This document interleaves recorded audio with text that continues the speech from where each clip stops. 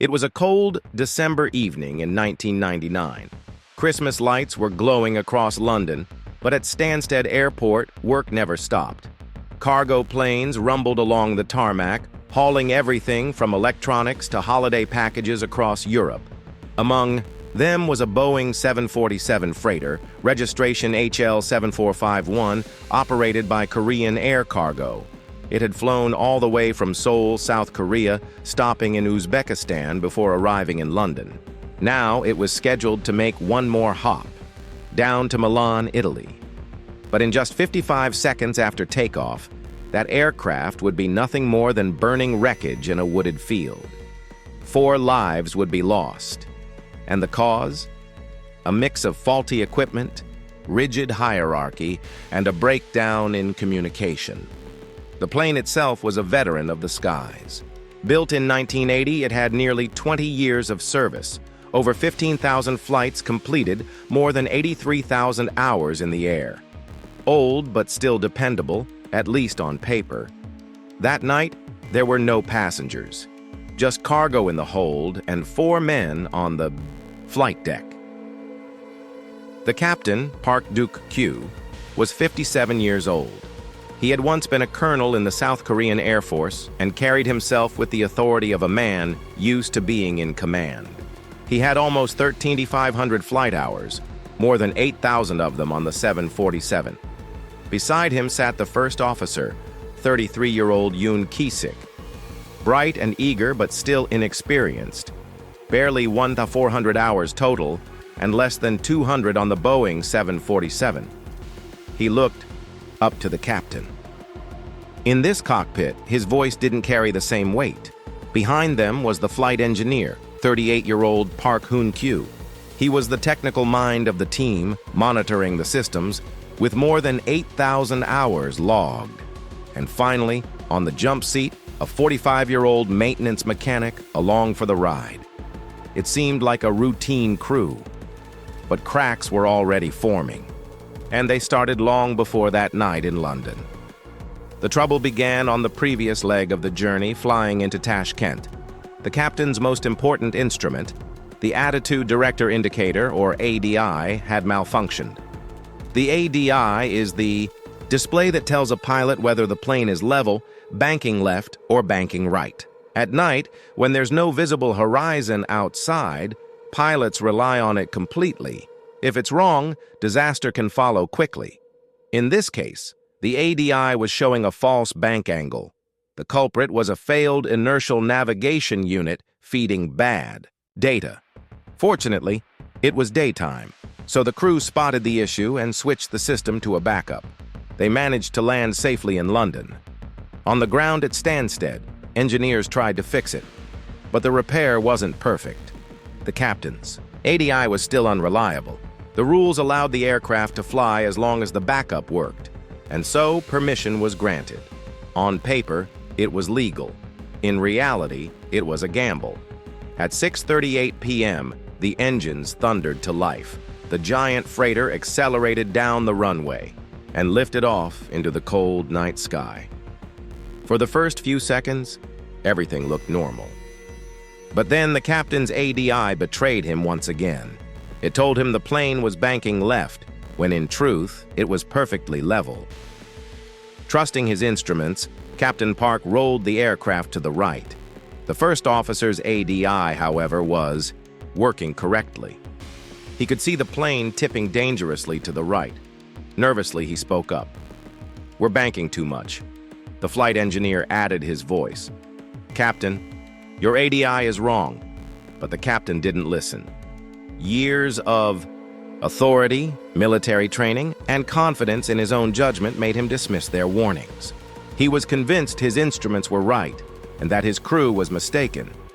From here, the next 55 seconds sealed their fate. 10 seconds after takeoff, the false reading appeared. By 20 seconds, the first officer was warning of a right bank. At 30 seconds, the engineer confirmed the problem. By 40 seconds, the bank angle was severe, the warning alarm sounding in the cockpit. And at 55 seconds, the aircraft rolled past the point of no return and smashed into the ground at high speed. The impact was catastrophic. The 747 broke apart instantly, igniting a massive fireball that lit up the fields near the village of Great Hallingbury. Local residents, hearing the explosion, rushed outside, but there was nothing they could do.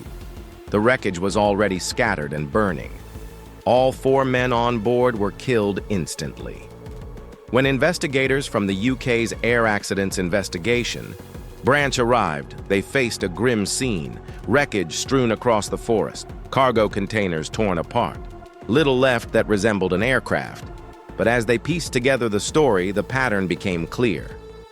First, the captain's ADI had failed again, just as it had in Tashkent. It wasn't fixed properly, and yet the flight was cleared to depart. Second, the crew saw the error. Both the first officer and the flight engineer recognized it and tried to speak up. But their warnings went unheeded. And third, Korean Air's cockpit culture played a devastating role. At the time, the airline was notorious for strict hierarchy.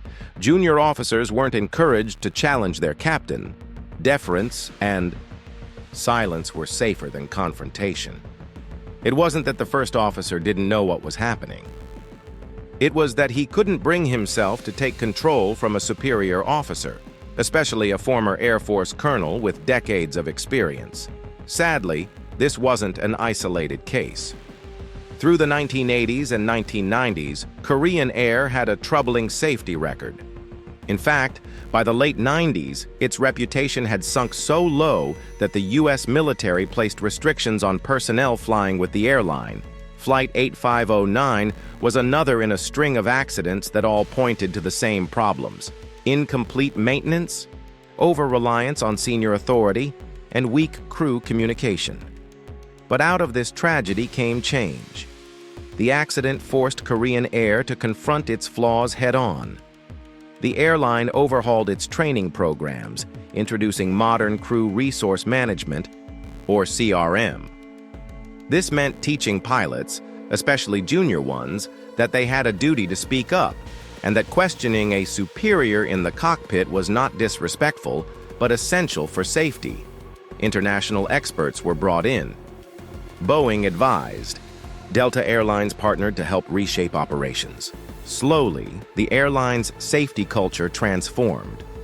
Today, more than 2 decades later, Korean Air is regarded as one of the safest airlines in the world. A complete turnaround, but one written in the memory of those lost. So what do we take away from this? First, never underestimate the importance of proper maintenance. A single faulty instrument left unresolved can end a flight. Second, communication in the cockpit saves lives. Hierarchy should never silence the truth. And third, training for the unexpected is just as important as training for the routine. Pilots need to know not just how to fly, but how to recognize when their instruments are lying. Looking back, the crash of Flight 8509 wasn't just about a broken ADI. It was about the human factors that turned a small technical fault into a fatal disaster. Pride, authority, hesitation, all converging in less than a minute. It's chilling to think.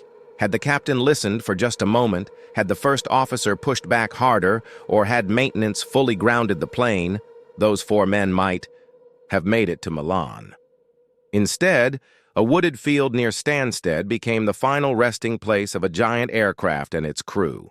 Even now, pilots around the world study this accident. In simulators, they practice what to do when instruments disagree. They learn how to challenge their captain or their colleague if something feels wrong.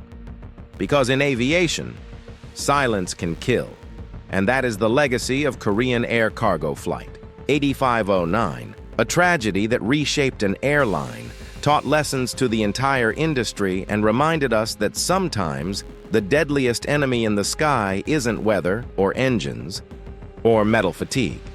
It's human nature itself.